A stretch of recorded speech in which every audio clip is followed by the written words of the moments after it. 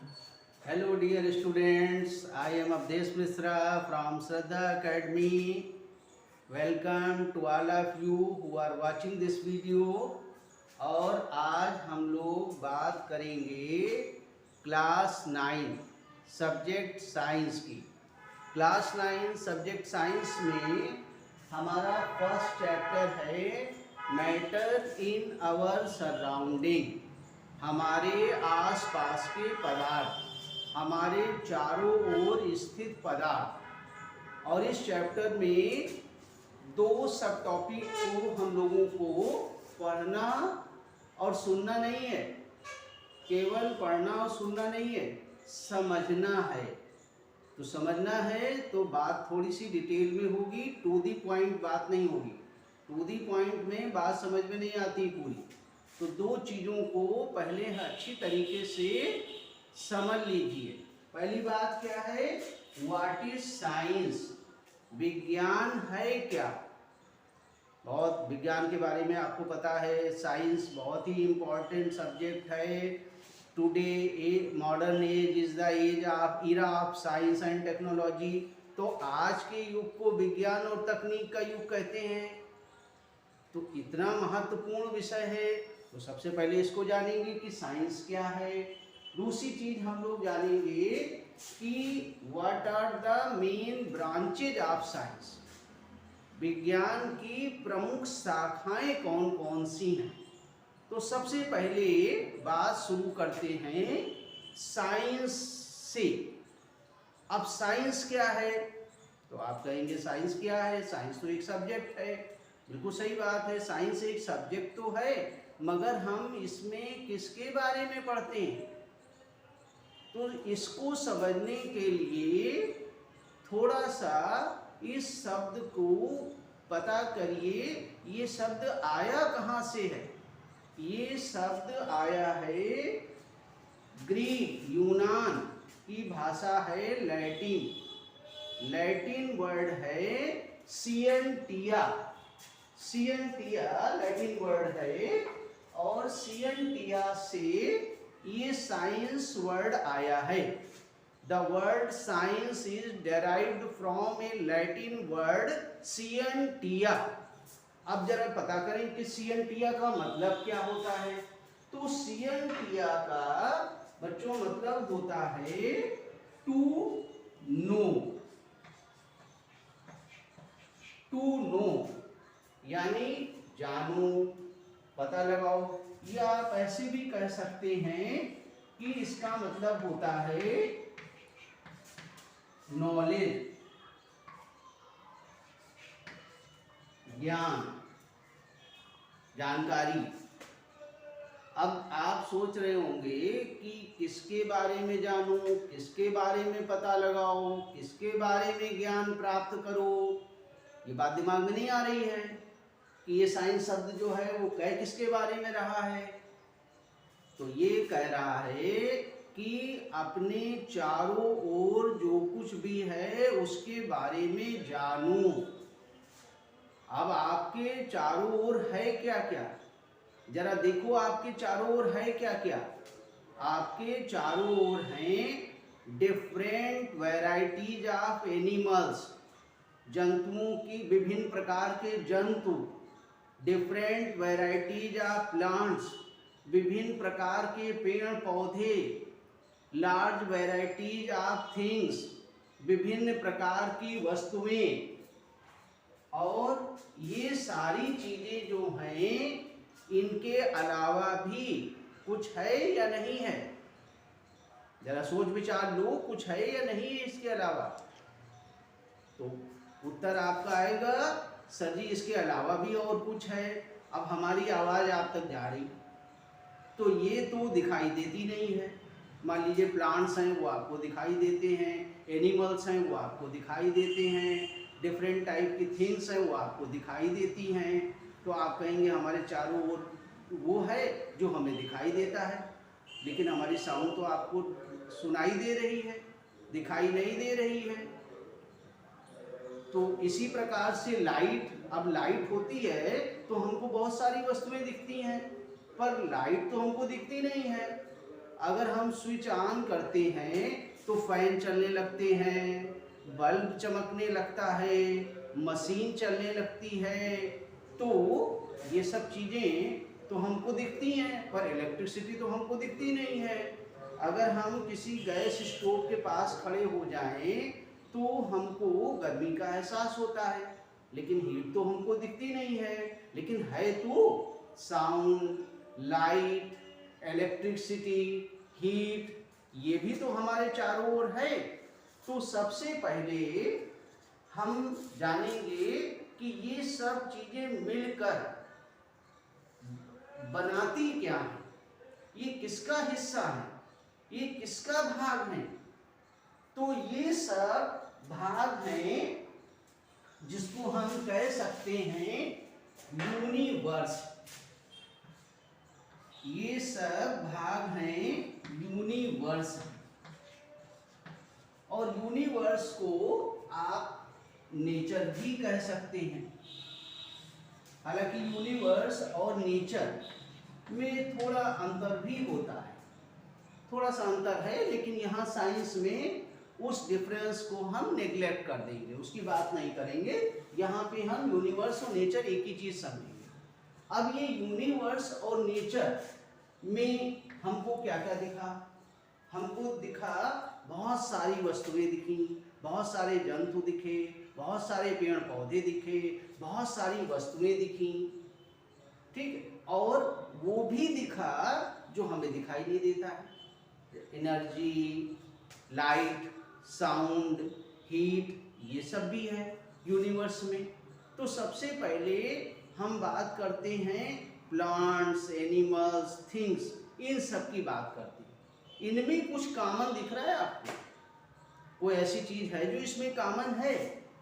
आप विचार करो। देखिए, साइंस में या किसी चीज को समझने के लिए हमको कुछ प्रोसेस से गुजरना पड़ेगा, हमारे ब्रेन को कुछ प्रोसेस से गुजरना पड़ेगा। Concentration, consideration, imagination, observation, realisation, एकाग्रता, चिंतन, अवलोकन, ये सब चीज़ों को हमें इन प्रोसेस में अपने ब्रेन को डालना होगा, तभी हम चीज़ों को अच्छी तरीके से समझ पाएंगे। तो जरा विचार करिए कि प्लांट्स में, एनिमल्स में, थिंग्स में आपको कॉमन क्या क्या दिख रहा है? कुछ कॉमन दिख रहा है कि नहीं दिख रहा है? चलिए ध्यान दीजिए क्या क्या कॉमन है। पहली चीज कॉमन है, दे ऑल हैव मॉस। इन सभी में भार होता है। फिर दूसरी चीज क्या कॉमन है? दूसरी चीज है कि दे ऑल ऑक्युपाइज स्पेस। ये सभी स्थान घेरते हैं, ऑक्युपाइज स्पेस। और क्या कॉमन है? और कॉमन ये है कि इनको हम अपने सेंस ऑर्गन, हाथों से छू सकते हैं, आंखों से देख सकते हैं। It means can be perceived by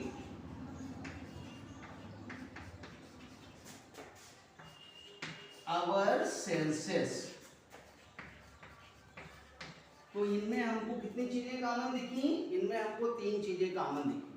first, they all have moss. Second, they all occupy space. And third, they can be perceived by our senses. अब इन चीजों को, जिनमें ये तीन विशेषताएं होती हैं, जिनकी ये तीन पहचान होती हैं, उनको हम यहाँ पे साइंस में कलेक्टिवली उनका एक नाम है, उनका सामूहिक नाम है, और उनका नाम है मैटर। उन सबको हम बोलते हैं मैटर। तो एक चीज तो समझ में आ गई कि हमारे यूनिवर्स में एक चीज है मैटर, जिससे सभी पदार्थ बने हुए हैं। सब चीजें किससे मिलकर बनी हुई हैं? मैटर से मिलकर बनी हुई हैं। अब दूसरी तरफ हमने आपको बताया था साउंड के बारे में, लाइट के बारे में, हीट के बारे में, इलेक्ट्रिसिटी के बारे में। इन सब में क्या कॉमन है? जरा विचार करो इन सब में क्या कॉमन है। इनमें कॉमन है they all have capacity for doing work, कार्य करने की इन सब में क्षमता है। तो इनको हम लोग यहाँ पे साइंस में बोलते हैं एनर्जी। तो बहुत आसान हो गया। अब तो हमें पता चल गया कि हमारा यूनिवर्स केवल और केवल दो चीजों से ही मिलकर बना है। According to science, universe is a sum of matter and energy, यानी द्रव्य और ऊर्जा से मिलकर बना हुआ है।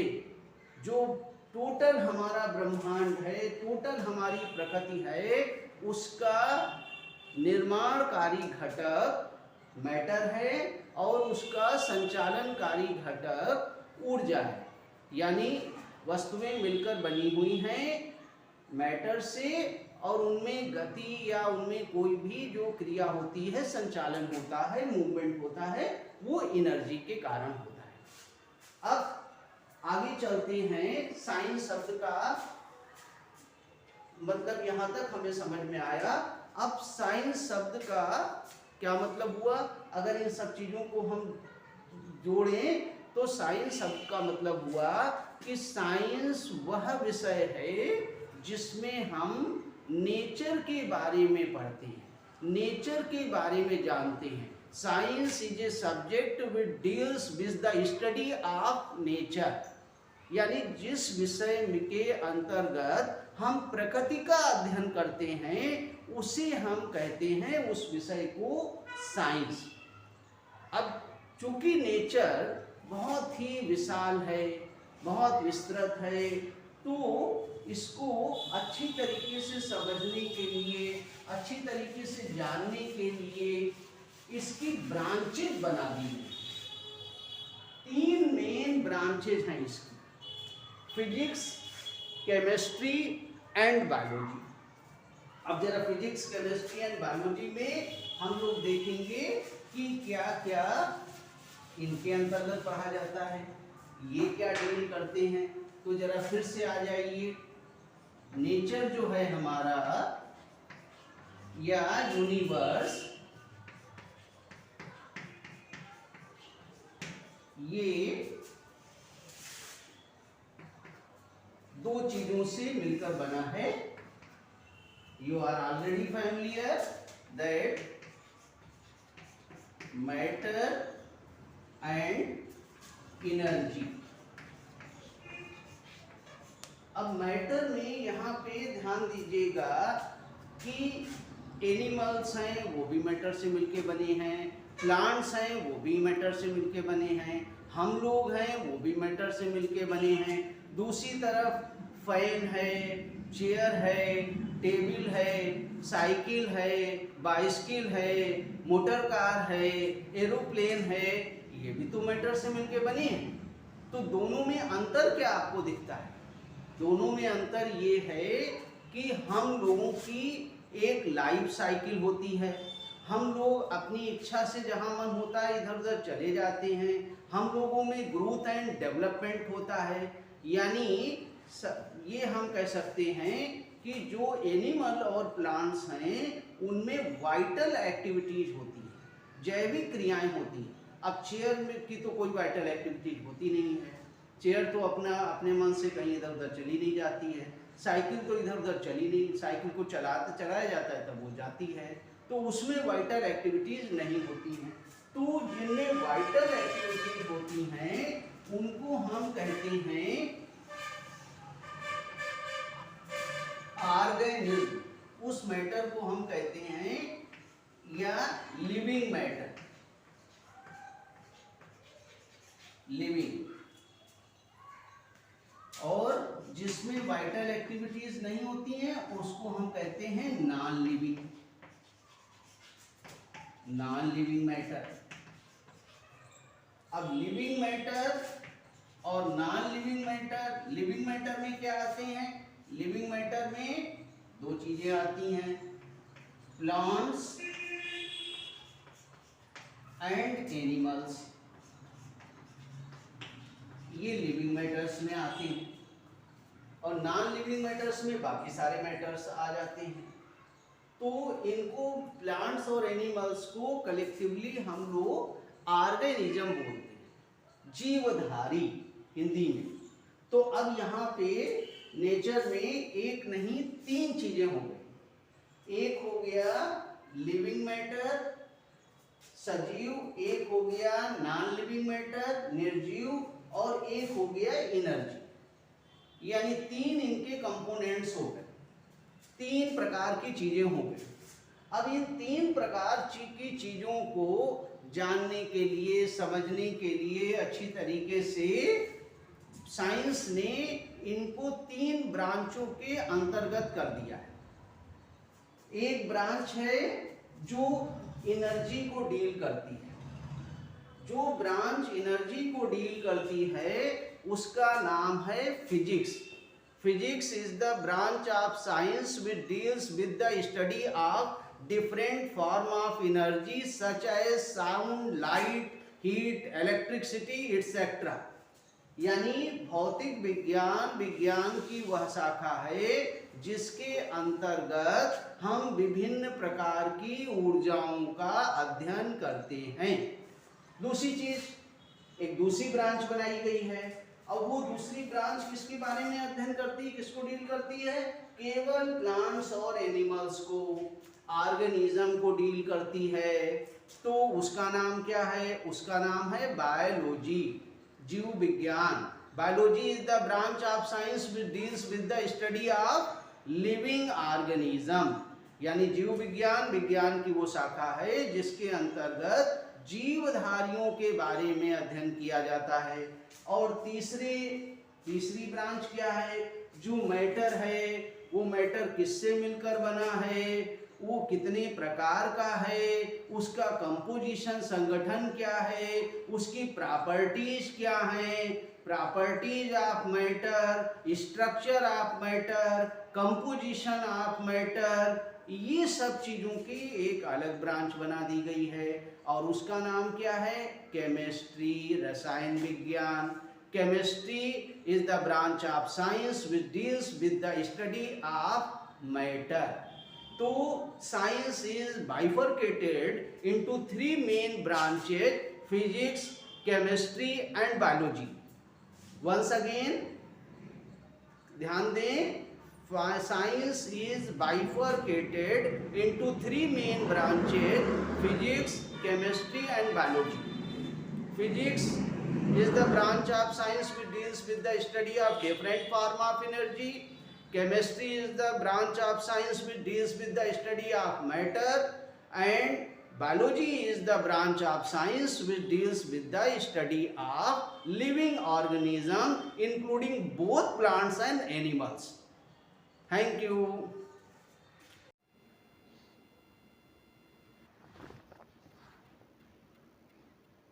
Hello dear students, I am Awadhesh Mishra. Welcome to all of you, सभी विद्यार्थियों तथा प्रबुद्धजनों को जिन्होंने चैनल को सब्सक्राइब किया और अपने अमूल्य कमेंट्स व सजेशंस भेजे, उन सभी को हृदय से नमन।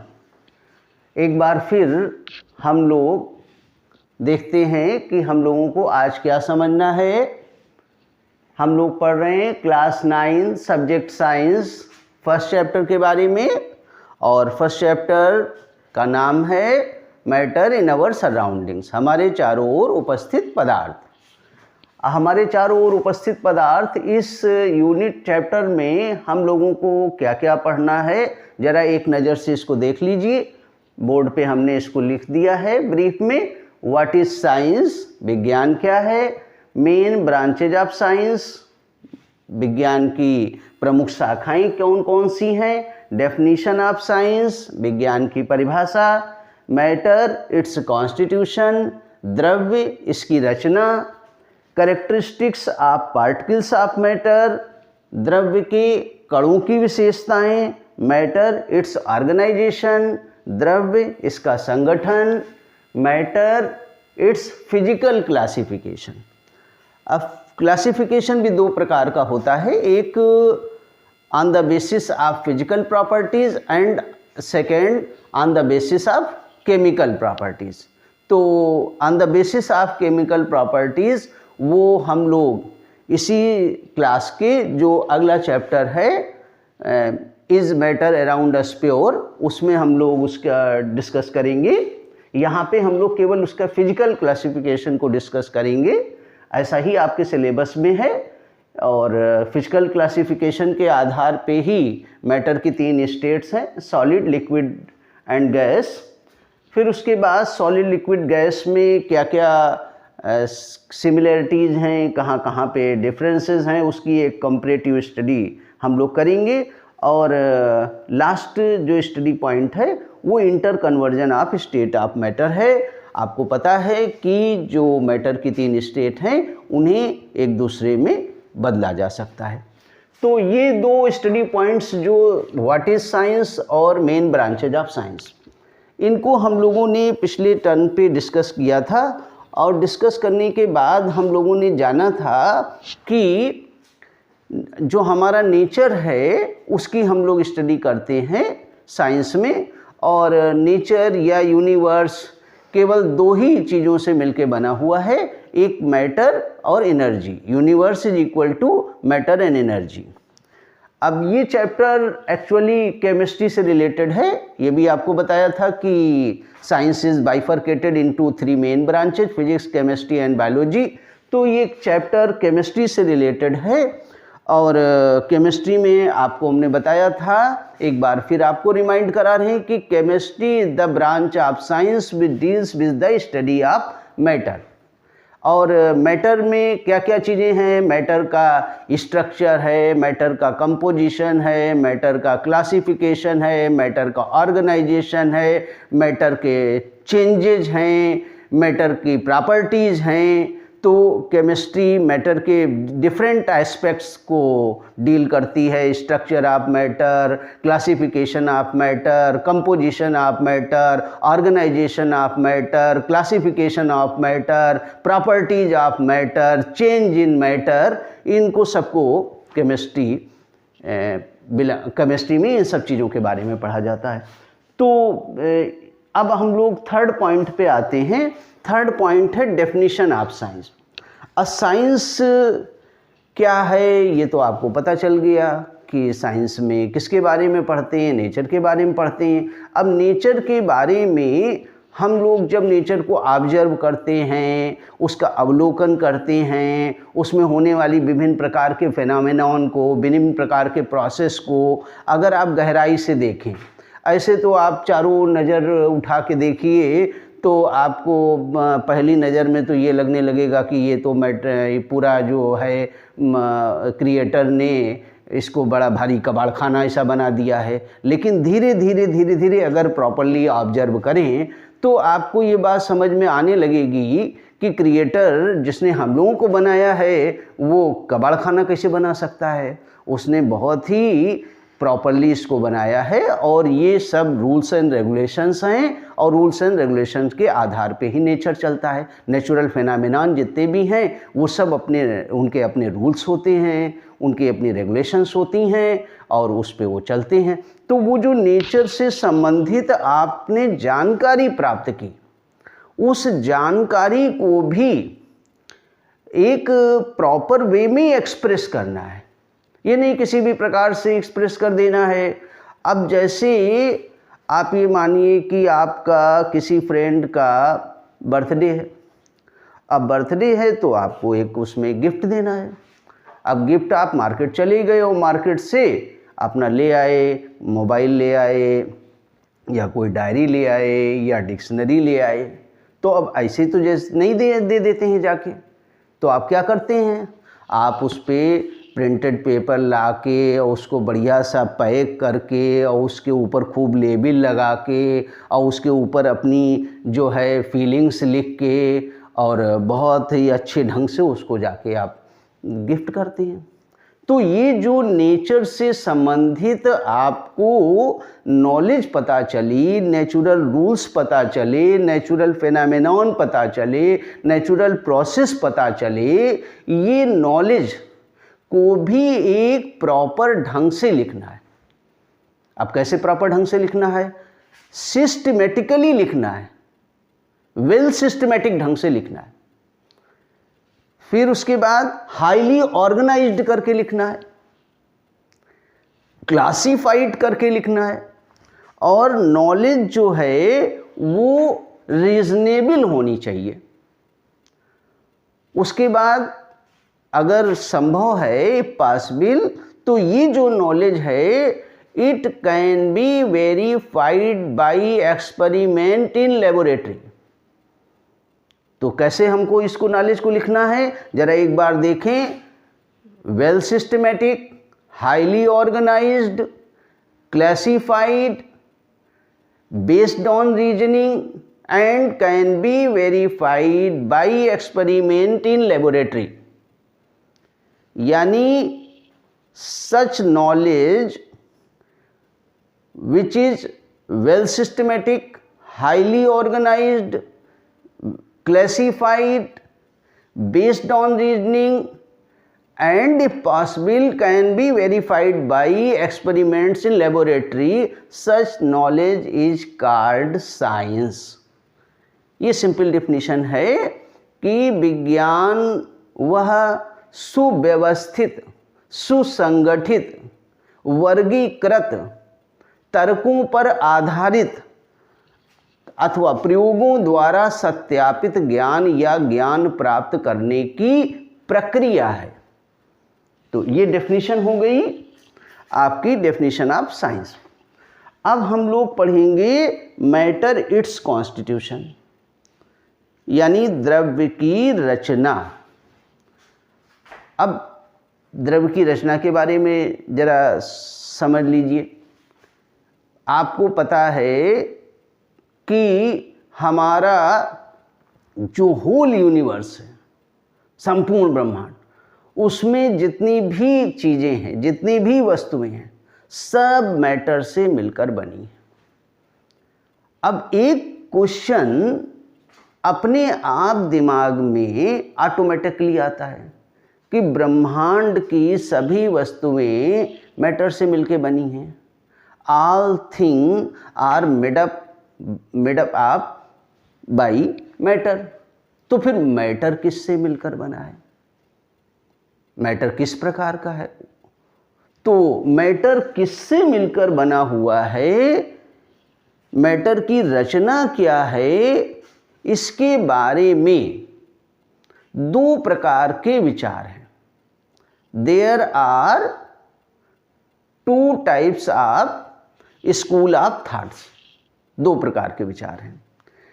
एक प्रकार का जो विचार है, अकॉर्डिंग टू वन थॉट, कि मैटर जो है वो लकड़ी के टुकड़े की भांति कॉन्टिन्यूअस है। Matter is continuous just like a block of would. और दूसरा जो थॉट्स है वो ये कहता है, नहीं, मैटर जो है वो जैसे सैंड है। सैंड क्या है कि वो छोटे छोटे पार्टिकल्स से मिलके बनी होती है। तो matter is consist of very smallest particle like sand. अब अगर मैटर ब्लॉक, वुड के ब्लॉक की तरीके से है, तो हम क्या बोलेंगे? हम कहेंगे मैटर इज कॉन्टिन्यूअस। और यदि मैटर सैंड की तरीके से पार्टिकल से मिलके बना है, तो हम कहेंगे मैटर इज पार्टिकुलेट। अब इसी चीज़ को मैटर कॉन्टिन्यूअस है या पार्टिकुलेट है, वो सतत है या असतत है, कणों से मिलके बना है, इसको जरा एक और एग्जाम्पल लेते हैं और उससे समझने का प्रयास करते हैं। उम्मीद है कि ये कॉन्टिन्यूअस और पार्टिकुलेट में आपको डिफरेंस बिल्कुल क्लियर हो जाएगा। अब इसको रोक दो।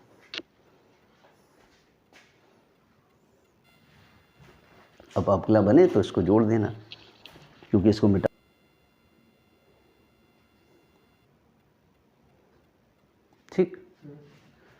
अब मैटर कॉन्टिन्यूअस है या पार्टिकुलेट है, लकड़ी के टुकड़े की तरीके से है या छोटे छोटे पार्टिकल्स से मिलके बना हुआ है, जैसे बालू बनी होती है, तो इसके लिए आप ज़रा एक इमेजिनेशन करिए। एक हमने ये आयरन का पीस लिया हुआ है, लोहे का ये टुकड़ा है, और इसको हम ब्रेक डाउन करें तो ये एक से दो टुकड़े मिल जाएंगे। एक मिनट, इसको 2 और 4 ऐसे बोलें, डिलीट करो ज़रा। हाँ, इतना ही पोर्शन, हाँ यही वाला, सब तो नहीं भेजिए।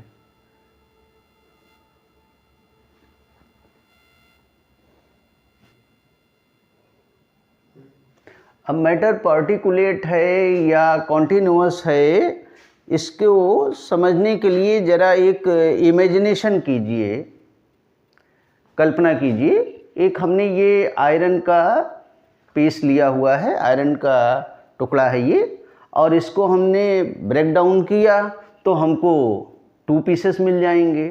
फिर अगर हम फर्दर ब्रेक डाउन करें तो 2 के 4 हो जाएंगे, फिर और ब्रेक करें तो 8 हो जाएंगे, फिर और ब्रेक करें तो 16 हो जाएंगे, फिर और ब्रेक करें तो 32 हो जाएंगे, फिर उसके बाद ब्रेक करें तो 64 हो जाएंगे, फिर और ब्रेक करें तो 128 हो जाएंगे, फिर और ब्रेक करें तो 256 हो जाएंगे।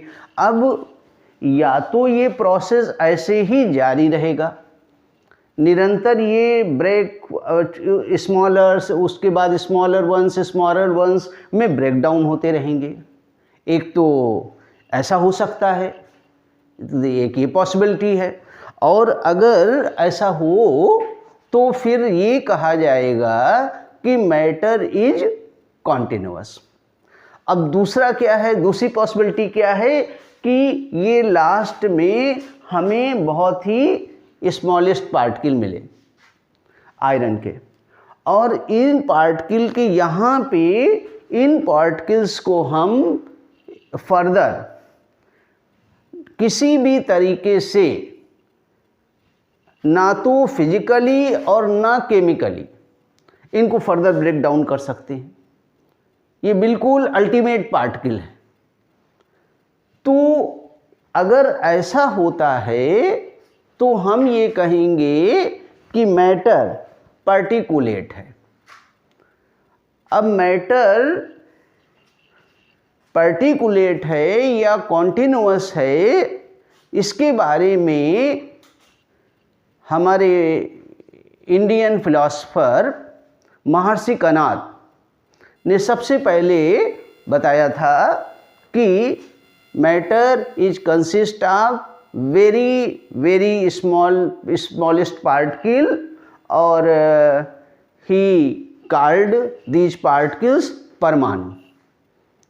उसके बहुत समय के बाद इंग्लैंड के एक साइंटिस्ट थे जॉन डाल्टन, तो जॉन डाल्टन ने भी ये बताया कि यदि हम ब्रेक डाउन करते जाएं मैटर को तो लास्ट में हमें ऐसे इनडिवाइजिबल पार्टिकल मिलेंगे, इनडिवाइजिबल, जिसको डिवाइड नहीं किया जा सकता, जिसको उसके बाद नहीं काटा जा सकता है, जिनको बांटा नहीं जा सकता है, जिनको तोड़ा नहीं जा सकता है, तो ऐसे पार्टिकल मिलेंगे। और उन पार्टिकल्स को उन्होंने नाम दिया था एटम।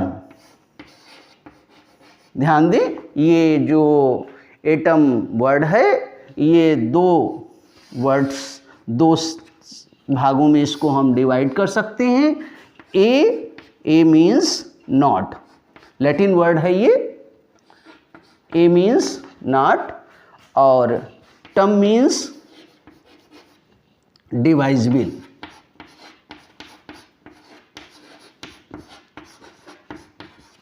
यानी नॉट डिवाइजिबल, जिसको बांटा ना जा सके। तो atom is a smallest particle of an element which can not be further divided, जिसको बांटा नहीं जा सकता है।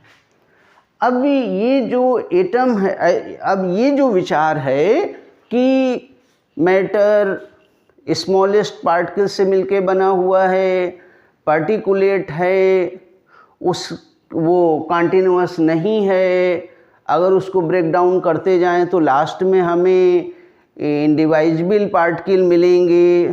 तो ये जो पार्टिकल हैं, इन पार्टिकल्स की भी ज़रा करेक्टरिस्टिक्स देख लें कि इन पार्टिकल्स की करेक्टरिस्टिक्स क्या होगी, इनकी जिनसे मिलके मैटर मिलके बना हुआ है। तो अब हम लोग नेक्स्ट स्टडी पॉइंट पर चलते हैं, और नेक्स्ट स्टडी पॉइंट है हम लोगों का characteristics of particle of matter. ये 5th स्टडी पॉइंट है, करेक्टरिस्टिक्स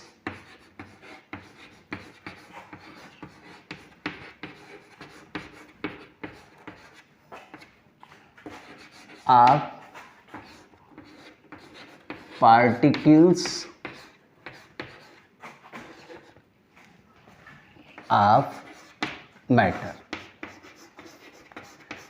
ये जो मैटर के पार्टिकल्स हैं, इनकी क्या क्या विशेषताएं हैं।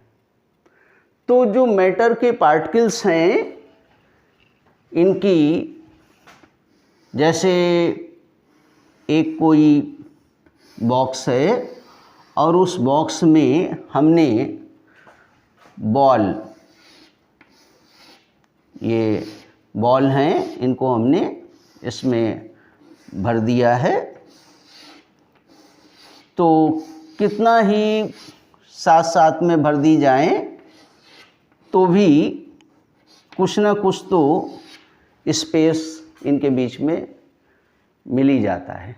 तो ये जो मैटर के पार्टिकल हैं, तो इनके बीच में स्पेस होता है, यानी पहली इनकी विशेषता ये होती है इंटर पार्टिकल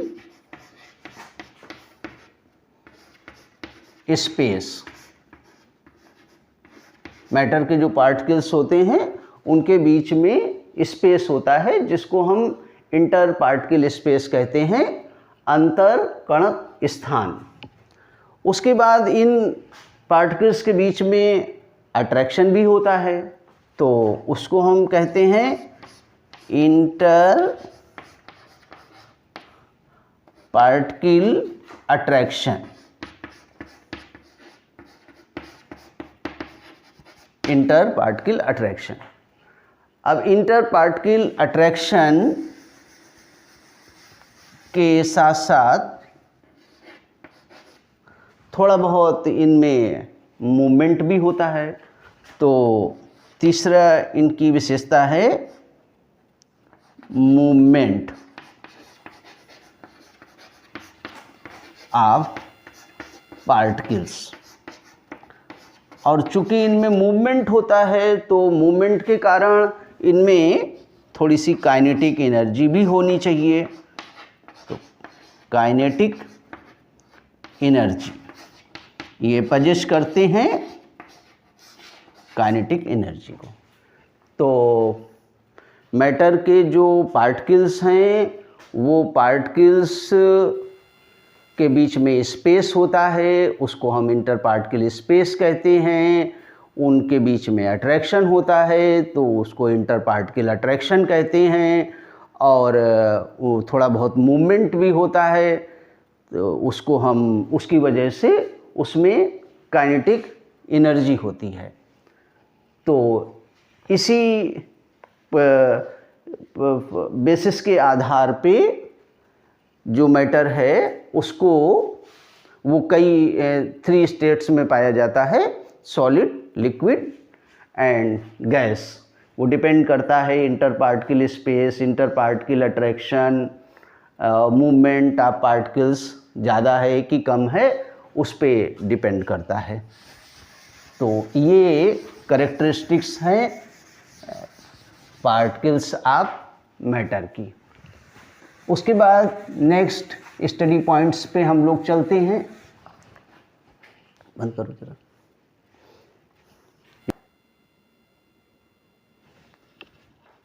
अब हम लोग नेक्स्ट स्टडी पॉइंट्स की ओर प्रोसीड करते हैं। हम लोगों का अगला स्टडी पॉइंट है मैटर इट्स ऑर्गेनाइजेशन, द्रव्य का संगठन। अब ऑर्गेनाइजेशन का क्या मतलब है? ऑर्गेनाइजेशन का मतलब समझने के लिए हमने एक बहुत ही फैमिलियर एग्जाम्पल यहाँ पे लिया हुआ है। आप सभी लोगों ने कॉलोनी का नाम सुना होगा। अब अगर आपसे पूछें कॉलोनी किससे मिलके बनी होती है तो आप कहेंगे हाउसेस से मिलके बनी होती है। फिर हम आपसे प्रश्न पूछें भाई हाउसेस किससे मिलके बने होते हैं तो आप कहोगे रूम से मिलके बने होते हैं। अब हम कहें रूम्स किससे मिलके बने होते हैं तो आप कहेंगे वॉल्स से मिलके बने होते हैं। अब हम कहें वॉल्स किससे मिलके बनी होती हैं तो आप कहोगे ब्रिक्स से मिलके बनी होती हैं। तो ये कॉलोनी का ऑर्गेनाइजेशन है। अब कॉलोनी के ऑर्गेनाइजेशन में कितने लेवल हैं? पहला लेवल हाउसेस हो गया, दूसरा लेवल रूम हो गया, तीसरा लेवल वॉल्स हो गया और चौथा लेवल ब्रिक्स हो गया। तो 4 लेवल ऑर्गेनाइजेशन है। अब 4 लेवल ऑर्गेनाइजेशन है किसका? कॉलोनी का। तो अब जरा देखते हैं मैटर का क्या ऑर्गेनाइजेशन है। मैटर स्मॉलेस्ट पार्टिकल से मिलके बना होता है। ये स्मॉलेस्ट पार्टिकल ऐसा कोई डेली लाइफ में एग्जाम्पल नहीं दिया जा सकता है कि जिससे हम उनकी साइज को कंपेयर करें, क्योंकि ये होते ही इतने छोटे हैं। अब मैटर के पार्टिकल्स का साइज, एक आलपिन की हेड देखा है ना, एक आलपिन की हेड खरबों आ जाएंगे। एक वाटर की ड्रैप है ना, उस ड्रैप में बिलियंस आ जाएंगे। तो आपके बियॉन्ड योर इमेजिनेशन है, आप कल्पना कर नहीं सकते हैं कि वो कितने छोटे होते हैं, लेकिन होते हैं। ये बात क्लियर है। ये आपको पहले ही बताया था कि साइंस जो है वो रीजनेबल नॉलेज है, उसमें रीजन्स के आधार पे या एक्सपेरिमेंट के आधार पे कोई बात जब कही जाती है तो उसको प्रूफ करना होता है। तो ये बात बिल्कुल सही है। तो वो जो पार्टिकल्स हैं जिनसे मिलके मैटर मिलके बना होता है, और ये पार्टिकल्स की खूबी एक और है। क्या खूबी है, क्या विशेषता है कि ये पार्टिकल्स जो हैं इनको अगर आप अकेले कहीं रख दें तो ये किसी से रिएक्ट नहीं करेंगे। बिल्कुल संत महात्मा नहीं होते हैं, वो उसकी तरीके से बिल्कुल बैठे रहेंगे। तो ये और एक चीज़ और होती है इनमें, एक और विशेषता होती है कि ये जिस सब्सटेंस के पार्टिकल्स होते हैं उनकी सारी प्रॉपर्टीज़ को शो करते हैं। तो हमने कहा कि मैटर जो पार्टिकल से मिलके बना होता है, और वो पार्टिकल जो हैं वो पार्टिकल बहुत ही स्मॉलेस्ट होते हैं। वो पार्टिकल इंडिविजुअली रह सकते हैं, और वो पार्टिकल्स जो हैं वो उनमें सभी प्रॉपर्टीज़ होती हैं। तो ये जो पार्टिकल्स हैं, इन पार्टिकल्स को केमिस्ट्री में हम लोग बोलते हैं मॉलिक्यूल्स। और जनरली यही बोला जाता है कि all substance consist of molecules। और मॉलिक्यूल क्या है? Molecule is a smallest particle of matter which can exist in free state and perform show all the properties of that matter। अब वाटर है, वाटर कलरलेस है, odourless है, tasteless है। Sodium से react कराओ तो हाइड्रोजन गैस लिबरेट होती है। ये सब वाटर की प्रॉपर्टी हैं। क्यों? क्योंकि ये वाटर मॉलिक्यूल की प्रॉपर्टी है।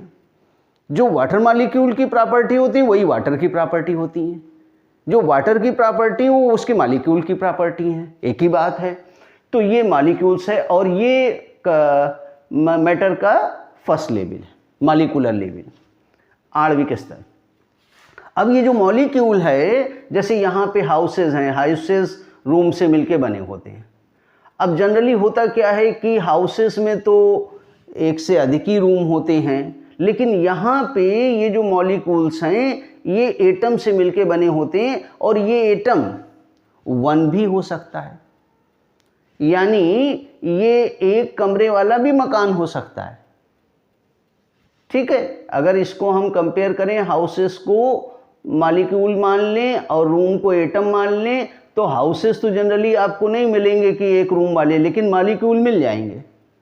जितने आपके मेटल्स होते हैं, आयरन है, एल्युमिनियम है, कॉपर है, सिल्वर है, गोल्ड है, सोडियम है, मैग्नीशियम है, पोटेशियम है, कैल्शियम है, जनरली वो उनके मॉलिक्यूल कैसे हैं, वो एक कमरे वाले। और जब एक मॉलिक्यूल जो होता है, जब एक एटम से मिलके बना होता है, ओनली वन एटम से मिलके बना होता है, तो हम उसको बोलते हैं मोनो एटॉमिक। और जब मॉलिक्यूल में एक से अधिक एटम हो जाते हैं तो हम उसको पॉली एटॉमिक बोलते हैं। अब पॉली एटॉमिक में अगर 2 हैं तो डाई एटॉमिक हो जाएगा, 3 है तो ट्राई एटॉमिक हो जाएगा। इसी प्रकार से ये जो एटम्स हैं ये भी उससे छोटे पार्टिकल्स से मिलके बने होते हैं, और उससे छोटे पार्टिकल्स को हम बोलते हैं सब एटॉमिक पार्टिकल्स। तो इसका लेवल क्या हुआ, मॉलिक्यूलर लेवल, एटॉमिक लेवल और सब एटॉमिक लेवल, यानी 3 लेवल ऑर्गेनाइजेशन है। जैसे इसका 4 लेवल ऑर्गेनाइजेशन है, वैसे इसका 3 लेवल ऑर्गेनाइजेशन है। अब इसको ज़रा और अच्छे ढंग से समझने के लिए हमने ये कुछ सब्सटेंस हैं और उनके ये मॉलिक्यूल्स बनाए हैं, और मॉलिक्यूल्स में उनके एटम्स को यहाँ पे दर्शाया गया है। तो ये सिल्वर है, चांदी, इसका मॉलिक्यूल जो है वो केवल एक एटम से मिलके बना होता है, यानी एक कमरे वाला मकान है। और ये गोल्ड है, सोना, इसका मॉलिक्यूल भी एक एटम से मिलके बना होता है। हाइड्रोजन गैस का नाम आप सब लोगों ने सुना होगा, लाइटेस्ट गैस है। ठीक है, तो इसका मॉलिक्यूल 2 हाइड्रोजन एटम से मिलके बना है। अब यहाँ पे ध्यान देने वाली बात क्या है कि इसके मॉलिक्यूल में एटम तो 2 हैं, लेकिन इडेंटिकल है, एक जैसे, एक ही एलिमेंट्स के एटम है। इसी प्रकार से आप फास्फोरस पे आइए, फास्फोरस का मॉलिक्यूल 4 एटम से मिलके बना हुआ है। अब वाटर, उसका मॉलिक्यूल 3 एटम से मिलके बना हुआ है, और अमोनिया का मॉलिक्यूल वो 4 एटम से मिलके बना हुआ है। तो अब पता करते हैं किसके किसके मॉलिक्यूल मोनो एटॉमिक हैं। सिल्वर का मॉलिक्यूल मोनो एटॉमिक है, गोल्ड का मॉलिक्यूल मोनो एटॉमिक है, और किसके किसके मॉलिक्यूल पॉली एटॉमिक हैं। हाइड्रोजन का मॉलिक्यूल पॉली एटॉमिक है, पॉली एटॉमिक में डाई एटॉमिक है, और फास्फोरस का मॉलिक्यूल पॉली एटॉमिक है, वाटर का मॉलिक्यूल पॉली एटॉमिक है, और अमोनिया का मॉलिक्यूल भी पॉली एटॉमिक है। अब अगर मॉलिक्यूल पॉली एटॉमिक है तो पॉली एटॉमिक में भी 2 पॉसिबिलिटी हो सकती हैं। एक पॉसिबिलिटी ये है कि मॉलिक्यूल में एटम तो एक से अधिक हैं, मोर देन 1 हैं, लेकिन वो एक ही एलिमेंट्स के एटम हो सकते हैं और डिफरेंट के भी हो सकते हैं, यानी एक ही टाइप के हो सकते हैं और डिफरेंट टाइप्स के भी हो सकते हैं। अब एक ही टाइप के कौन कौन हैं, देखिए ये पॉली एटॉमिक है और इसमें दोनों हाइड्रोजन हैं, एक ही टाइप के हैं। फास्फोरस है, ये पॉली एटॉमिक है और इसमें भी एक ही टाइप के हैं। अब यहाँ वाटर में आप देखिए, वाटर में 3 एटम्स हैं, लेकिन 2 एक जैसे हैं, 2 हाइड्रोजन के हैं और 1 ऑक्सीजन का है। और अमोनिया में ये भी पॉली एटॉमिक है और इसमें 4 एटम हैं, उसमें से 1 नाइट्रोजन का है और 3 हाइड्रोजन का है। तो जो पॉली एटॉमिक एटम्स जिसमें एक ही एलिमेंट्स के एटम्स होते हैं, यानी सारे एटम्स इडेंटिकल होते हैं, उन्हें हम कहते हैं होमो एटॉमिक मॉलिक्यूल। और जिन मॉलिक्यूल्स में एटम्स डिफरेंट एलिमेंट्स के होते हैं, आइडेंटिकल नहीं होते हैं, डिफरेंट होते हैं, उनको हम कहते हैं हेट्रो एटॉमिक मॉलिक्यूल। तो ये जो पॉली एटॉमिक मॉलिक्यूल है, हाइड्रोजन है, फास्फोरस है, वाटर है, अमोनिया, ये सब पॉली एटॉमिक मॉलिक्यूल तो हैं, लेकिन ये इसमें से हाइड्रोजन होमोएटॉमिक है और फास्फोरस भी होमोएटॉमिक मॉलिक्यूल है, बट वाटर एंड अमोनिया ये पॉली एटॉमिक हैं बट हेट्रोएटॉमिक मॉलिक्यूल हैं। अब ये मॉलिक्यूल्स किससे मिलके बने हैं, चाहे सिल्वर हो, गोल्ड हो, हाइड्रोजन हो, फास्फोरस हो, वाटर हो, अमोनिया हो, अल्टीमेट ये सब एटम से ही मिलके बने हैं। अब एटम भी जो है वो अल्टीमेट पार्टिकल नहीं है, वो भी उससे छोटे छोटे पार्टिकल से मिलके बना हुआ है, और वो भी जो उससे छोटे छोटे पार्टिकल से मिलके बना होता है उनको हम लोग बोलते हैं सब एटॉमिक पार्टिकल्स। अब सब एटॉमिक पार्टिकल्स भी कई प्रकार के होते हैं, लेकिन उन सब एटॉमिक पार्टिकल्स में ये जो 3 हैं ये बहुत ही इम्पॉर्टेंट हैं, ये सब में मिलते हैं। ये हैं इलेक्ट्रॉन्स, प्रोटॉन्स एंड न्यूट्रॉन्स। तो molecular level first, atomic level second, सब एटॉमिक लेवल थर्ड, ये ऑर्गेनाइजेशन ऑफ मैटर है।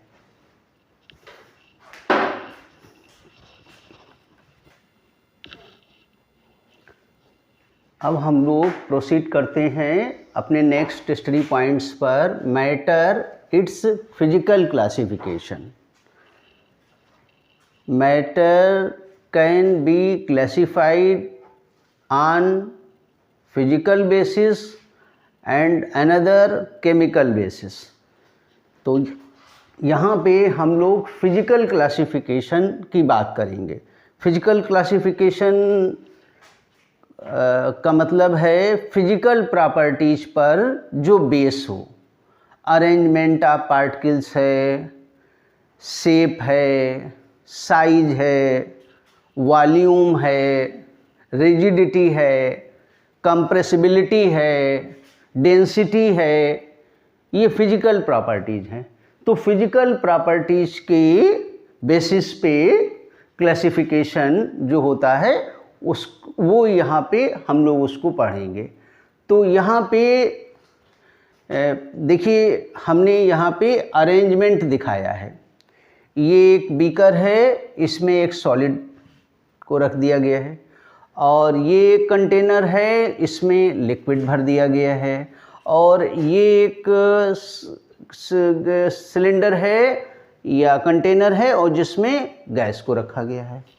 तो आप क्या देख रहे हैं कि ये जो पार्टिकल्स हैं देखो बिल्कुल आपस में सटे हुए बिल्कुल रखे हैं क्लोजली। इस अरेंजमेंट को हम लोग बोलते हैं केमिस्ट्री में क्लोजली पैक्ड, यानी particles are closely packed. Hindi में इनके लिए शब्द है निविड संकुलित। और यहाँ पे आप लिक्विड में देखिए और सॉलिड में देखिए और लिक्विड में देखिए, ज़रा कंपेयर करिए, तो यहाँ पार्टिकल्स आपको दूर दूर मिल रहे हैं।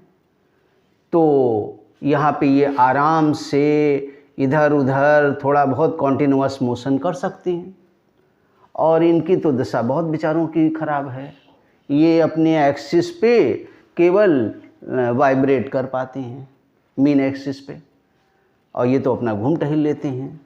अब इसमें गैस हैं, इनका तो कहने ही क्या, मौजा ही मौजा हो रहा है, खूब टहल घूम रहे हैं, जहाँ मन हो रहा है वहाँ घूम रहे हैं। ठीक है, तो हमने आपको बताया था अभी पार्टिकल्स की हम लोगों ने कैरेक्टरिस्टिक्स की चर्चा की थी। उसमें हमने 3 बातें आपको बताई थी कि पार्टिकल्स के बीच में स्पेस होता है। अब पार्टिकल को यहाँ पे मॉलिक्यूल बोलेंगे, और मॉलिक्यूल के बीच में अट्रैक्शन होता है। मॉलिक्यूल में चूँकि मॉलिक्यूल मूवमेंट करते हैं, अब मूवमेंट करते हैं तो उनमें काइनेटिक एनर्जी भी होती है। तो ज़रा कंपेयर करके देख लीजिए। अब इनमें तो ये बिल्कुल तो क्लोजली पैक्ड हैं, तो इनमें इंटर मॉलिक्यूलर स्पेस ना के बराबर है, मिनिमम है। और इसमें लिक्विड में इंटरमॉलिक्यूलर स्पेस को देखें तो वो मोर देन सॉलिड है, और गैस में तो इसमें तो मैक्सिमम है। अब उसके बाद आते हैं जरा अट्रैक्शन पे, तो ये सबसे पास पास हैं, बिल्कुल क्लोजली पैक्ड हैं, तो इनके मॉलिक्यूल्स के बीच अट्रैक्शन बहुत स्ट्रांग होता है, बहुत मजबूती से अपने आपस में बंधे होते हैं। और इनमें क्या है कि थोड़ा सा मॉलिक्यूल दूर दूर हैं तो इनमें अट्रैक्शन कम है, और इसमें तो बिल्कुल ही पूरी तरीके से रैंडम इधर उधर घूम रहे हैं, तो इनमें अट्रैक्शन बिल्कुल सबसे कम है। अब मूवमेंट जिसमें जितना ज़्यादा होगा उतनी काइनेटिक एनर्जी सबसे ज़्यादा होगी, तो काइनेटिक एनर्जी की बात कर लें, इनमें तो मूवमेंट ना के बराबर है, बेचारे वाइब्रेट ही कर पाते हैं, तो ये काइनेटिक एनर्जी इनमें सबसे कम है। इनमें कॉन्टिन्यूअस मोशन में है तो ये अपना इनसे ज़्यादा है इनकी काइनेटिक एनर्जी, और गैसेस में तो पूरा अपना इधर उधर घूम ही टहला करते हैं, तो इनकी काइनेटिक एनर्जी सबसे ज़्यादा है। अब आपको कुछ जनरल एग्जाम्पल्स देते हैं जिससे और भी इसको आप अच्छी तरीके से समझ पाएंगे। आप देखिए, इंडियन रेलवे जो है वो ट्रेन चलाती है, तो ट्रेन में सारी कंपार्टमेंट्स एक जैसे तो होते नहीं हैं। अब वो एक जनरल कोच होता है, एक 3 टायर होता है, एक फर्स्ट क्लास होता है, एक एसी होता है। तो करीब पहले जो कोच बनते थे उसमें हमने बाहर देखा था लिखा रहता 2 सीट 72, तो 72 लोग बैठ सकते हैं उसमें। अब जनरल में क्या स्थिति होती, बेचारे 72 की सीट है और 200 उसमें बैठ गए। तो ये जो जनरल कोच है, ये आप समझ लो ये जनरल कोच सॉलिड है, और वो जो पैसेंजर्स उसमें बैठे हुए हैं उनका सेम अरेंजमेंट वैसे ही है जैसे सॉलिड में होता है। तो आपको आइडिया लग गया होगा। उसके बाद आइए 3 टियर में। 3 टियर में आराम से घूम टहल रहे हैं, तो उसमें आप लिक्विड जैसा मान लीजिए, और उसमें कभी कभी 3 टियर में वेटिंग वाले भी आ जाते हैं। तो मान लो 72 हैं तो 100 हो जाएंगे, तो ज़्यादा प्रॉब्लम फिर भी नहीं आएगी, फिर भी अपना घूम टहल सकते हैं। और एसी में जनरली तो वही लोग जाते हैं जो कि जिनका बिल्कुल रिजर्वेशन होता है, उसमें एक अलग क्लास है वो चलता है, तो वहाँ पे आराम से घूम टहल रहे हैं। तो अगर ट्रेन को कोचेस को कंपेयर करें तो और पैसेंजर को हम पार्टिकल मॉलिक्यूल मान लें, तो जनरल कोच जो है उसको आप कह सकते हैं वो सॉलिड है, और 3 टायर जो है उसको आप कह सकते हैं वो लिक्विड है, और गैस जो है उसको आप एसी वाला कोच उसको गैस को मान सकते हैं। या चलिए क्लास की बात कर लेते हैं। अब according to rules and regulation एक क्लास में 40 स्टूडेंट्स होने चाहिए। अब 40 स्टूडेंट्स के लिए सीट्स बनवाई गई है। अब 40 स्टूडेंट्स के बजाय उसमें 100 स्टूडेंट्स आ गए। अब 100 स्टूडेंट्स आ गए तो अगर आप स्टूडेंट को मॉलिक्यूल मान लो तो वो क्लास सॉलिड हो गई। उसके बाद 40 स्टूडेंट्स हैं और 10 करीब एब्सेंट हो गए हैं, 30 तक आए हुए हैं, खूब आराम से इधर उधर सीट पे बैठ सकते हैं, घूम टहल सकते हैं, तो वो लिक्विड हो गए। और 10 ही 5 आए हैं तो फिर वो गैसेस स्टेट हो गए। तो ये जो 3 पार्टिकुलर्स हैं आपके मॉलिक्यूल्स की कैरेक्टरिस्टिक्स, उसके बेसिस पे हमने यहाँ पे सॉलिड लिक्विड गैस को कंपेयर किया है कि इंटरमॉलिक्यूलर स्पेस, इंटरमॉलिक्यूलर अट्रैक्शन और काइनेटिक एनर्जी के बेसिस पे इनमें क्या सिचुएशन है। अब एक और कंपैरेटिव स्टडी हम लोग करेंगे सॉलिड लिक्विड गैस की, जिसमें इनकी और ज़रा प्रॉपर्टीज़ देखें, इनका शेप देखें, इनका वॉल्यूम देखें, इनका रिजिडिटी देखें, इनकी कंप्रेसिबिलिटी देखें। तो उसके लिए चलिए एक और चार्ट बनाते हैं, तो उसके में आपको फिर दर्शाते हैं। चलो अब आते हैं सॉलिड लिक्विड गैस के कुछ और पर्टिकुलर्स हैं, उनके बेसिस पे इनका ज़रा कंपैरिजन करें सॉलिड आपको मालूम है, चेयर है, कॉपी है, पेन है, बुक है, साइकिल है, इन सब का शेप बिल्कुल डेफिनेट होता है, निश्चित रहता है। लिक्विड हैं, इनको जिसमें भी आप भर दें, जैसा इनका कंटेनर होगा वैसा ही इनका शेप हो जाता है। बॉटल में भर दिए गए तो बॉटल जैसे हो गए। इसके अलावा गैसेस, इनका भी कोई शेप नहीं होता है। जो कंटेनर का शेप होता है जिसमें ये भरे होते हैं उस वही इनका शेप हो जाता है। वॉल्यूम, सॉलिड का वॉल्यूम बिल्कुल डेफिनेट होता है, निश्चित होता है, और लिक्विड का जो वॉल्यूम है वो भी डेफिनेट होता है, हालांकि उसका शेप डेफिनेट नहीं होता है। अगर आप 1 लीटर वाटर है तो 1 लीटर ही रहेगा, उसको आप एक कंटेनर में रखो, दूसरे कंटेनर में रखो, शेप बदलता जाएगा कंटेनर के शेप के हिसाब से, लेकिन उसका वॉल्यूम नहीं बदलेगा, वॉल्यूम निश्चित रहेगा। और इनका क्या है, गैसेस का, ये कंटेनर में इनका वॉल्यूम, अगर कंटेनर बड़ा है तो उनका वॉल्यूम बढ़ जाएगा, अगर कंटेनर छोटा है तो इनका वॉल्यूम बढ़ जाएगा। तो इनका ना तो शेप ही डेफिनेट होता है और ना ही इनका वॉल्यूम डेफिनेट होता है, और इनका शेप और वॉल्यूम दोनों ही डेफिनेट होता है, और इनमें एक डेफिनेट है और एक नहीं डेफिनेट है। शेप नॉट डेफिनेट है और वॉल्यूम डेफिनेट है। कंप्रेसिबल, अगर इस पर फोर्स लगाएं तो कितना प्रेस किया जा सकता है, ये बहुत ही ना के बराबर प्रेस होते हैं, यानी इनमें कंप्रेसिबिलिटी बहुत कम है, लीस्ट है। इनको थोड़ा बहुत कंप्रेस किया जा सकता है, स्लाइटली कंप्रेस्ड हो सकते हैं। और ये गैसेस, ये गुब्बारे में गैस भरी हुई है और उसको आप कंप्रेस कर सकते हैं बड़ी आसानी से। इसी तरीके से रिजिडिटी, ये पूरी तरीके से रिजिड हैं। कंप्रेसिबल जैसे कम है तो रिजिड भी कम है, और ये सॉलिड्स के कंपैरिजन में उससे थोड़ा सा रिजिडिटी इनमें ज़्यादा है, इनमें थोड़ी कम है, और ये ये बिल्कुल रिजिड नहीं होते हैं। इसके अलावा डेंसिटी, यानी 1 सेंटीमीटर क्यूब, अगर कोई सॉलिड लिया जाए या लिक्विड लिया जाए या गैस लिया जाए तो किसका वेट ज़्यादा होगा, किसका मास ज़्यादा होगा। आप इमेजिन भी कर सकते हैं कि सॉलिड का 1 सेंटीमीटर क्यूब का अगर ब्लॉक लिया जाए तो वो सबसे ज़्यादा होगा। अगर 1 सेंटीमीटर क्यूब में कोई लिक्विड भरा जाता है तो वो सॉलिड से कम वेट को होगा और गैस का सबसे कम होगा।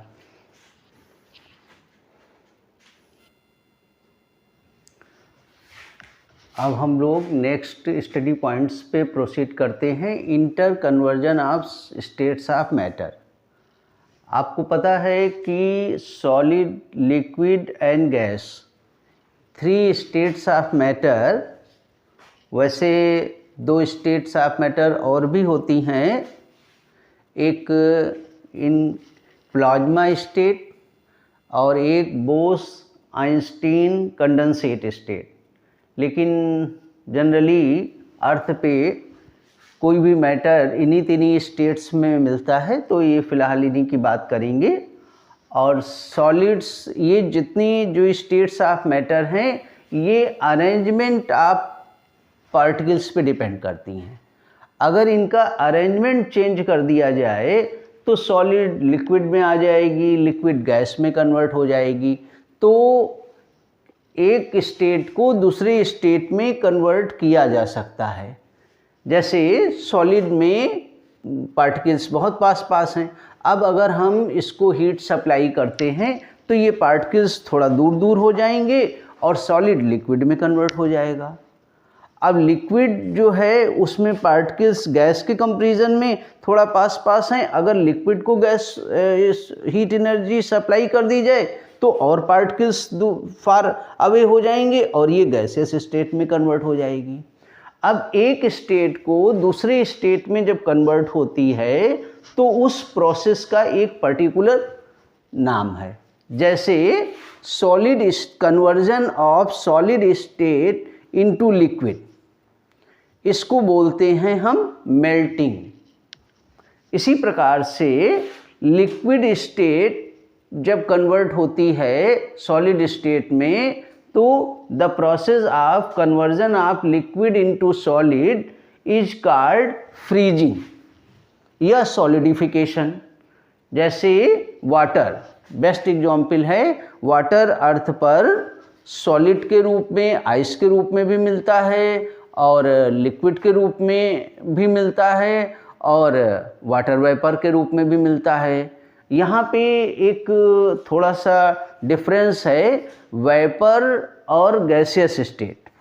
वेपर और गैसियस स्टेट में ये डिफरेंस है कि बहुत से जो सब्सटेंस हैं वो अर्थ पर ऑर्डिनरी टेम्परेचर एंड प्रेशर पे ऑलरेडी गैस के ही रूप में एग्जिस्ट होते हैं। Hydrogen, oxygen, nitrogen, carbon dioxide, hydrogen sulphide, sulphur dioxide, methane, ethane, ये गैस के ही रूप में पाए जाते हैं। तो गैस के रूप में एग्जिस्ट होते हैं, इनको गैस बोलते हैं। अब आयोडीन सॉलिड के रूप में पाई जाती है, वाटर जनरली लिक्विड के रूप में मिलता है। इसी प्रकार से ब्रोमीन लिक्विड के रूप में मिलती है, सल्फर सॉलिड के रूप में मिलता है। अब अगर कोई ऑर्डिनरी टेम्परेचर एंड प्रेशर पे कोई सब्सटेंस एग्जिस्ट करता है सॉलिड स्टेट में या लिक्विड स्टेट में और आपने उसको गैस में कन्वर्ट कर दिया, तो उसको गैसेस नहीं बोलते हैं, उसको वेपर बोलते हैं। जैसे वाटर है, उसको आपने गर्म करके स्टीम में कन्वर्ट कर लिया तो स्टीम को वाटर वेपर बोलेंगे। आयोडीन है, उसको आपने हीट एनर्जी सप्लाई करके उसको कन्वर्ट कर दिया गैसेस स्टेट में, तो उसे आयोडीन गैस नहीं कहना चाहिए, आयोडीन वेपर। ब्रोमीन है, लिक्विड स्टेट में पाई जाती है या मरकरी लिक्विड स्टेट में पाई जाती है और आपने इसको गैसियस स्टेट में कन्वर्ट कर दिया तो ब्रोमीन वेपर या मरकरी वेपर। तो ये फ़र्क है वेपर और गैस में। तो लिक्विड स्टेट जो है उसको अगर हमने गैसियस स्टेट में कन्वर्ट किया तो इस प्रोसेस को हम बोलते हैं evaporation. The process of conversion of liquid into gas is called evaporation. और इसका just opposite the process of conversion of gases into liquid is called condensation. तो जैसे पानी है, वाटर, अब उसको आपने बर्फ़ में कन्वर्ट कर दिया तो ये फ्रीजिंग हो गया। बर्फ़ पिघल के वाटर में कन्वर्ट हो गई तो ये मेल्टिंग हो गया। इसी प्रकार से वाटर को आपने गर्म किया और वाटर वेपर में कन्वर्ट हो गया तो इसको इवेपोरेशन कहेंगे। इवेपोरेशन में ये ध्यान देना है, अभी हम बॉइलिंग पॉइंट के बारे में बताएंगे। तो conversion of liquid into gases below it's boiling point, इसको बोलेंगे इवेपोरेशन। ठीक, अब आप धूप में कपड़े डाल आते हैं, सूख जाते हैं, तालाब में पानी है, गर्मियों में कम हो जाता है, तो ये सब किसके कारण होता है? ये सब इवेपोरेशन के कारण होता है। ठीक, अब गैसेस को आपने लिक्विफाई कर दिया तो इस प्रोसेस को कंडेंसेशन बोलेंगे। अब कुछ सब्सटेंस ऐसे होते हैं, वैसे तो सॉलिड को हीट सप्लाई करते हैं तो वो लिक्विड में कन्वर्ट होते हैं, लिक्विड को हीट सप्लाई करते हैं तो गैस में कन्वर्ट होते हैं, लेकिन कुछ सॉलिड्स में जो पार्टिकल्स होते हैं उनके इंटर पार्टिकुलर अट्रैक्शन बहुत कम होता है। तो इंटर पार्टिकुलर अट्रैक्शन कम होने के कारण जैसे कैम्फर है, आयोडीन है, नेफ्थलीन है, तो इनको जब आप हीट सप्लाई करते हैं तो वो लिक्विड में आए बिना डायरेक्ट गैस में कन्वर्ट हो जाते हैं और उनको जब आप कूल डाउन करते हैं तो गैस से वो डायरेक्ट सॉलिड में चले आते हैं। तो इनको जल्दी बहुत रहती है, तो इस प्रोसेस को हम सब्लिमेशन कहते हैं, यानी the process in which solid is direct convert into gases without passing in liquid state. बिना लिक्विड में आए अगर सॉलिड गैस में कन्वर्ट हो जाता है या गैस सॉलिड में कन्वर्ट हो जाती है तो उस प्रोसेस को हम सब्लिमेशन कहते हैं।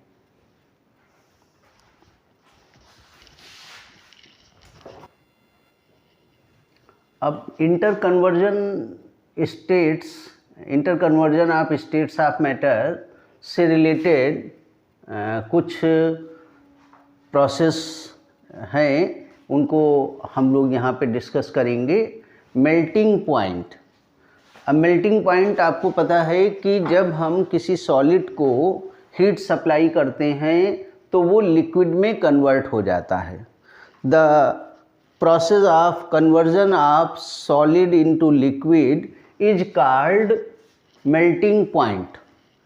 अब एक डेफिनिट टेम्परेचर होता है, उस डेफिनिट टेम्परेचर पर कोई सॉलिड लिक्विड में कन्वर्ट होना शुरू होता है।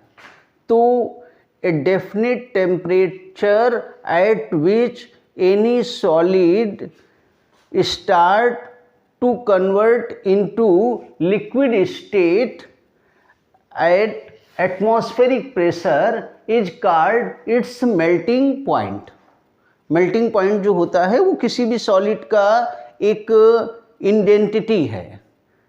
कोई भी प्योर सॉलिड है उसका अपना एक मेल्टिंग पॉइंट होता है, उसके आधार पे आप उसको आइडेंटिफाई कर सकते हैं। अब नेक्स्ट है बॉइलिंग पॉइंट। तो बॉइलिंग पॉइंट क्या है इसको ज़रा समझिए। ये एक कंटेनर है और उस कंटेनर में ये लिक्विड इसमें भरा हुआ है। अब ये लिक्विड में होता क्या है कि ये जो इसके मॉलिक्यूल हैं ये सरफेस वाले, अब ये सरफेस वाले मॉलिक्यूल ये थोड़ा सा एनर्जी इनकी ज़्यादा होती है, तो ये क्या करते हैं, ये सरफेस को छोड़ के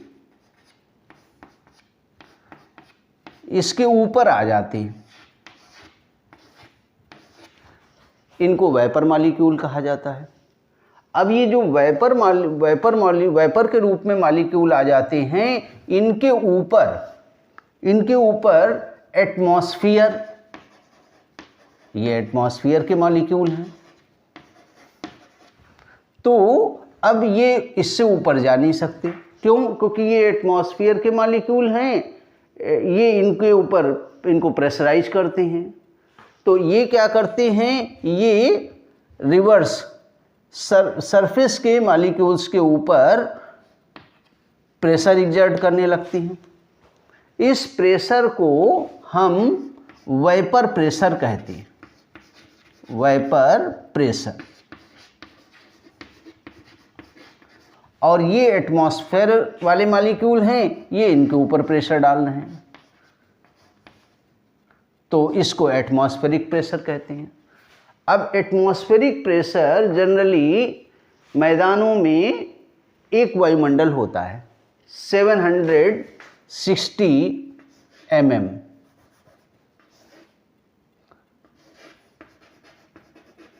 Hg पर, और vapour pressure generally atmospheric pressure से कम होता है। इसको 1 एटमॉस्फेयर भी कह सकते हैं, 1 एटमॉस्फेयर। तो वेपर प्रेशर कम रहता है, एटमॉस्फेरिक प्रेशर ज़्यादा रहता है, इसलिए ये मॉलिक्यूल यहीं पे बने रहते हैं वेपर के रूप में। लेकिन यदि हम इसको टेम्परेचर सप्लाई करना शुरू करें, तो टेम्परेचर सप्लाई करना शुरू करेंगे तो क्या होगा, ये जो सरफेस के मॉलिक्यूल हैं, ये जो बाहर जा रहे हैं अपनी सरफेस को छोड़ के, इनका नंबर बढ़ना शुरू होगा। और जब इनका नंबर बढ़ना शुरू होगा तो ये वेपर प्रेशर भी बढ़ना शुरू हो जाएगा, और एक ऐसा पर्टिकुलर टेम्परेचर आएगा जिस पर ये वेपर प्रेशर एटमॉस्फेरिक प्रेशर के इक्वल हो जाएगा। तो उस समय इनको अब रोकने वाला कोई नहीं है, तो ये बहुत ही तेज़ी से एटमॉस्फेयर में जाने लगेंगे। इस प्रोसेस को, जिस समय वेपर प्रेशर एटमॉस्फेरिक प्रेशर के इक्वल हो गया है, इस प्रोसेस को हम कहते हैं बॉइलिंग। उबलना, जैसे पानी को आप खोलने लगता है तो आप कहते हैं पानी उबल रहा है, बॉइलिंग। उस समय vapour pressure of the liquid is becomes to the atmospheric pressure. तो ये जो फिनोमेनन होता है ये भी एक डेफिनेट टेम्परेचर पे होता है। तो at a when you supply the heat energy the vapor pressure of any liquid is increases, and at a definite temperature at which vapor pressure of a liquid just become to equal to the atmospheric pressure is called boiling point। और water का, pure water का boiling point 100 degree centigrade है। अब आते हैं freezing point. Freezing point क्या है? किसी भी लिक्विड को अगर आप ठंडा करते हैं, कूल डाउन करते हैं, तो वो अपने सॉलिड स्टेट में कन्वर्ट हो जाता है। तो कोई भी प्योर लिक्विड एक पर्टिकुलर टेम्परेचर होता है, एक डेफिनेट टेम्परेचर होता है, उसी टेम्परेचर पर वो लिक्विड अपने सॉलिड स्टेट में कन्वर्ट होता है। तो a definite temperature at which any liquid convert into its solid state, this temperature is called freezing point of that liquid। अब वाटर का फ्रीजिंग पॉइंट 0 डिग्री सेंटीग्रेड है। अब आते हैं डिफ्यूजन पे। आपने देखा होगा कि परफ्यूम की जो बोतल है वो रूम में खोल दी जाए तो पूरे रूम में परफ्यूम्स की सुगंध आने लगती है। पूजा करते समय धूप बत्ती जला दें तो पूरे कमरे में फैल जाती है। तो होता क्या है इसमें कि हायर कॉन्सेंट्रेशन, जहाँ पे परफ्यूम की बोतल खोली गई वहाँ परफ्यूम उसमें भरा हुआ है, वहाँ पे कॉन्सेंट्रेशन हाई है, हाई कॉन्सेंट्रेशन वाला प्लेस है, और आप थोड़ी दूर पे हैं तो वो लो कॉन्सेंट्रेशन वाला प्लेस है, और वो आपको परफ्यूम की स्मेल आपके वहाँ तक आ जाती है। तो the movement of particles from higher concentration to a lower concentration, this process is called diffusion। Next topic पे, नेक्स्ट प्रोसेस पे आते हैं डिस्टिलेशन। ये भी state conversion of states of matter से ही रिलेटेड है। अब डिस्टिलेशन में किसी भी सॉलिड को आपने हीट सप्लाई की या किसी लिक्विड को हीट सप्लाई की और वो सॉलिड लिक्विड में कन्वर्ट हुआ, लिक्विड उसके बाद फिर गैस में कन्वर्ट हो गया या लिक्विड गैस में कन्वर्ट हो गया, तो ये प्रोसेस जो है इसको हम बोलेंगे वेपोराइजेशन। और वेपोराइजेशन करने के बाद जब वेपर्स मिल गई तो वेपर्स को फिर कूल डाउन करें और कूल डाउन करके फिर लिक्विड या सॉलिड मिल जाए। तो इस पूरी प्रोसेस को, जिसमें 2 स्टेप शामिल हैं, कौन कौन से 2 स्टेप शामिल हैं?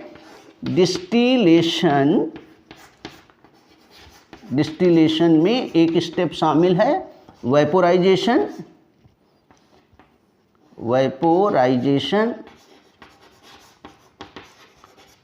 ये बॉइलिंग पॉइंट, और प्लस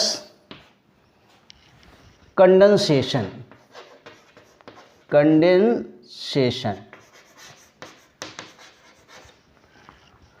तो वेपोराइजेशन एंड कंडेंसेशन, ये दोनों प्रोसेस जो हैं ये डिस्टिलेशन के भाग हैं। तो vaporisation and plus condensation is equal to distillation. अब आते हैं नेक्स्ट पॉइंट पे, लेटेंट हीट ऑफ फ्यूजन। किसी भी सॉलिड को जब आप हीट सप्लाई करते हैं तो वो लिक्विड में कन्वर्ट हो जाता है, और उसका जैसे जैसे आप हीट सप्लाई करते हैं वैसे वैसे उसका टेम्परेचर राइज होता है। लेकिन जब वो मेल्ट होना शुरू हो जाता है तो फिर उसका टेम्परेचर कांस्टेंट हो जाता है।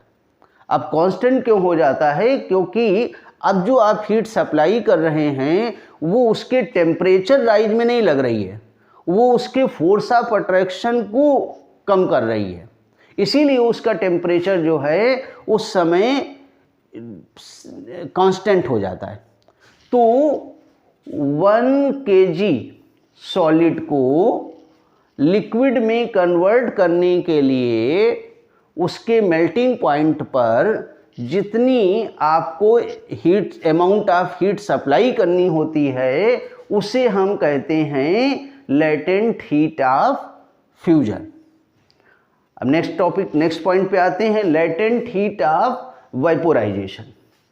किसी भी लिक्विड को आप गर्म करते हैं तो वो उसमें वेपर में कन्वर्ट हो जाता है, और जब वो वेपर में कन्वर्ट होने लगता है तो यहाँ पर भी वही चीज़ लागू होती है कि पहले तो टेम्परेचर बढ़ता है, फिर टेम्परेचर कांस्टेंट हो जाता है। क्यों कांस्टेंट हो जाता है? उसी वजह से कि अब आप हीट सप्लाई कर रहे हैं, वो फोर्स ऑफ अट्रैक्शन को कम कर रही है। तो 1 kg ऑफ लिक्विड को वेपर में कन्वर्ट करने के लिए जितनी अमाउंट ऑफ हीट आप सप्लाई कर रहे हैं उसे लेटेंट हीट ऑफ वेपोराइजेशन कहते हैं। अब वेपोराइजेशन जो है वो कौन कौन से फैक्टर्स हैं जो वेपोराइजेशन के रेट को बढ़ाते हैं या घटाते हैं। अब आप देखिए, ऊपर कपड़े धूप में आप फैलाते हैं, तो कपड़े धूप में आप फैलाते हैं तो जिस दिन धूप तेज़ निकलती है, टेम्परेचर ज़्यादा होता है तो जल्दी सूख जाते हैं।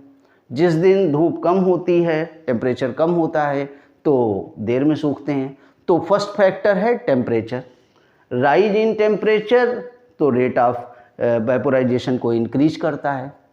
उसके बाद ह्यूमिडिटी आर्द्रता, वाटर वेपर्स कितने हैं, तो जिस दिन ह्यूमिडिटी ज़्यादा होती है उस दिन कपड़े देर में सूखते हैं।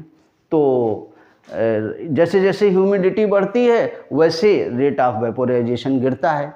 अब इसी तरीके से एक कपड़े हैं उनको आपने तार पे फैला दिया है, और एक कपड़े जो हैं आपने गट्ठर ऐसा बना के एक जगह रख दिया है, तो गट्ठर तो नहीं सूखेगा, देर में सूखेगा, और जो आपने फैलाए हैं वो जल्दी सूख जाते हैं।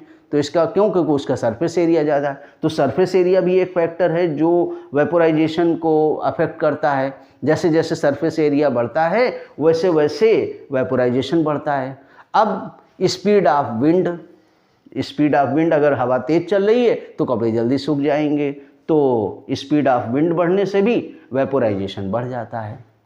तो ये आपका 9th क्लास का साइंस का फर्स्ट चैप्टर था, और ये फर्स्ट चैप्टर आपका मैटर इन आवर सराउंडिंग्स, ये आपका NCERT सिलेबस के हिसाब से हमने इसको टोटल कंप्लीट कर दिया है, एक्सप्लेन कर दिया है। और ज़्यादातर हम ऑफलाइन ही क्लास लेते हैं, ऑनलाइन क्लास अब बहुत से स्टूडेंट्स ने डिमांड की तो ऑनलाइन क्लास आपके उपलब्ध हो रही है।